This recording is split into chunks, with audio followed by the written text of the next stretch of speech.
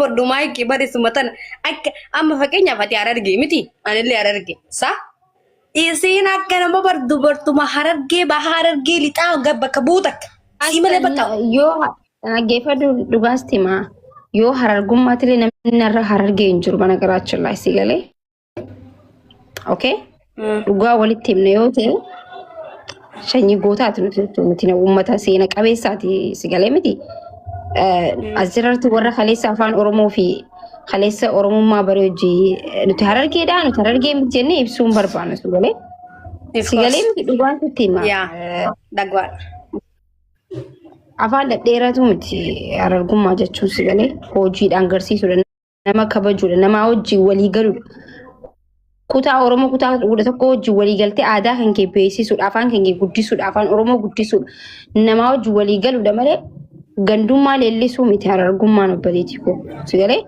nuti amma nama hundaan Oromoo bira kunneen kutaa gara biraatiin gara Guraagees gara maaniinis waliin haasofnee waliin jiraannee waliin sadaa inni deemna jechuudha.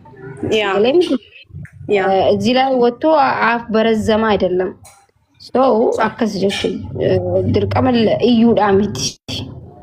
Amma fakkeenyaaf amma eenyummaan kamiyyuu maal ni beektaa osoo waan fadhaan amma fakkeenyuma tokko fakkeenyumaaf yookiin amma arsitti heerume ganda kiyya niin jaaladha ganda itti heerume sanis hin jaaladha.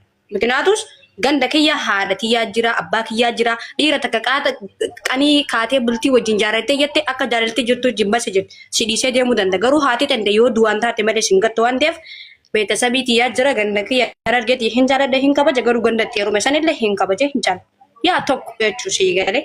Garuu gaafa kayaan ganda kiyya keessaa bee ganda biraa oneeru ganduma san jaaladha ganda kiyya hin jibbame isaan bara akka isaaniitti silaa keessaa si fuudhanii bara moggatti zubaala si darbuu barbaadan garuu dhiiga keetii fi foon keetii fi lafeeteetii jira lafeetiyyaa fi foon kiyyaa tuutu na Hararge.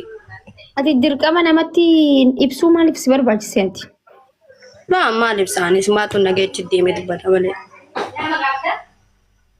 Abbaan fedhee anammoo osoo Harargeen guutuun dhakaa qabattee bayii biyya tana ganda kana bayoo jaan fiigeen arsii dhaqa yoo arsiinis dhaqa gurrattee na ariite baaleen dhaqa yoo baaleen aree shawaan dhaqa wallaggaan dhaqa Oromoo kutaa kudha tokko keessa fiigee gala malee xaaxaan danda'u baleeti biyyaan malee ani haati na furadhaa na galchaa jeen iyyuu wallahi areemee migizin areemee bikkatti na galfatan dhaqee galaan mana gabbaynee xaaxaa archina mani ummaan tiyya qofti na jaan zanaa itti ajiraatu abbooti namantaa sanii miti bara hin galta galuu rakkoon qabu jedhe maashiyee amma ilmi namaa tokko bal'isee yaadu beekaa namni tokko xiqqeessee yaada. Akka waan ofii Harargee sana harkaa qabu tokko dubartii qulqulluu Harargee si malee hin jirre tokko yoo namni haasa'u. Kun warra miidiyaa haasa'u. Faayizawii kun warra miidiyaa haasa'u malee warra miidiyaa haasa'u malee arkitee ibsaan gaafa Harargee dhiqu akka itti kabajanii simatanii arkitee akka itti simatanii kabajan. Oolsimi namni cibsee akka itti kabajanii simatanii arkitee warra miidiyaa irra jiruu fi warra lafa jiru tokko miti aslan. Si galee? Yoo gallee amma yoo biyya gallee uummanni keenya warri biyyaa akka namatti irratti naanni deema jechuudha. Dhugaa wallaahi uummata kiyya Harargee ka biyya yoo galee maakii teenya jaan akkana qabanii akka lafa buunetti na qabanii ni deeman. Warra miidiyaa fi lafti tokko miti saniifuu uummata qulqulluu uummata sharriin beena meeqaa jira as warri miidiyaa bar warra bakka marrazamee deemu warra miidiyaa jechuudha. Kanaafuu ati nama miidiyaatiif jettee usteetuma wanti hin jeensi Injalo andi seera. Maaliifi eenyummaan kamiyyuu ganda kan kee si waaqessisuu hin danda'u. Gandi ofii lafeedhaaf foon ofiiti waan ta'eef dhiiga keetii lafeeteetiitu irratti dhalattee irratti guddattee maatii kee abbaa kee obboleessa kan kee obboleettii kan kee abbeeraa kee fira keetii jira waan ta'eef namni ganda kan keessa dhowwuu danda'u hin jiru. Eenyummaan kamiyyuu nagaa shuk ta'e hafa malee. Ati maaliif akka aarta garuu? Na arsa maayik Harargee miti waan jedhanii naaraan. Maaltu si aarsa obboleettii biyya wanti si aarsa akka hin jiru mattaawqaan inni baasee namaa kan hin jiru. Eenyu halaafi anaa Harargee irratti halaafi ta'uu kun deema amma. Duula na filadha anaa isin bulcha hunda feetu walitti qabee amma. Tanuu diiu yaadina. Mattaaqa haa qabnu kan itamee rabbiin amma beektaa anillee wanni itti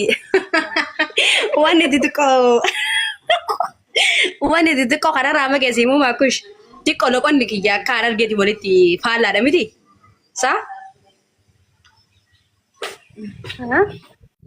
loqonni kiyyatti ko akka harargee ganda kennaatiin faallaadha miti saniif bar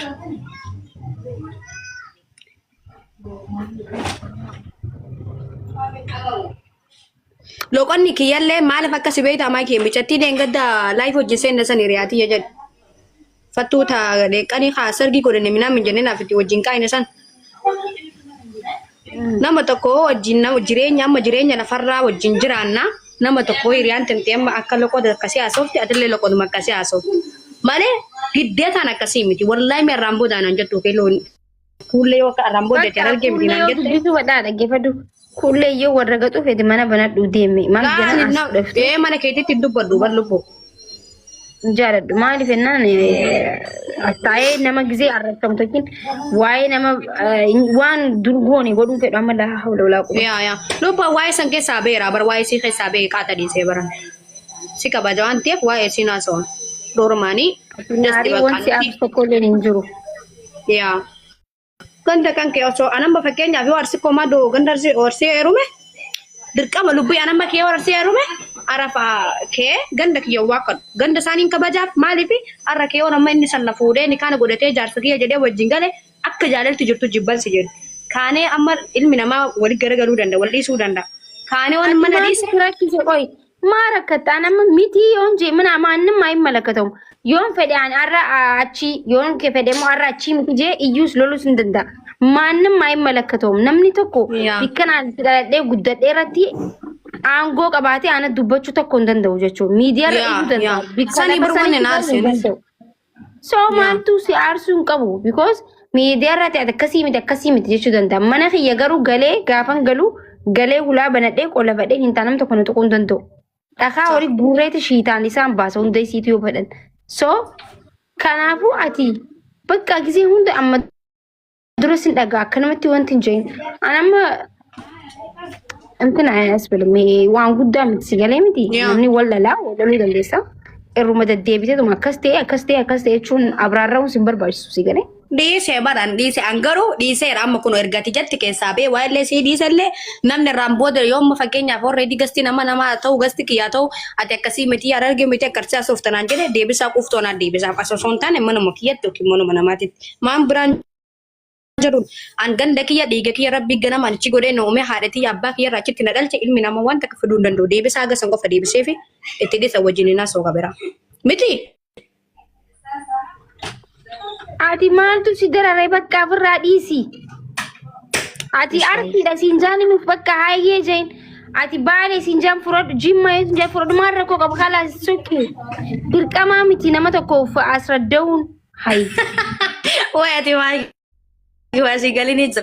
Yoo amma kaatee ganda siin jedhani haa jetteen ahaa itti argattee siin jedhan uummata bidiyaa kana beektu wallaahi laazii waan jedhaa isaa si godhata. Namni kiraan irraa dhageeffadhu ani maakii namni kiraan irraa kafalu hin jiru namni dhufee mana kiyya qulqulleessu hin jiru anaa qulqulleeffata anaatu kiraa mana kiyyaa waa hundaa si galee namni wanti jiru jechuudha. Namni akkasitti waan abbaa manaa kiyya hin tahin waan faamilii kiyya hin tahin jireenya kiyya keessa namni tokko hin galchu. Yeah, of course. Abba mana kiyya okay.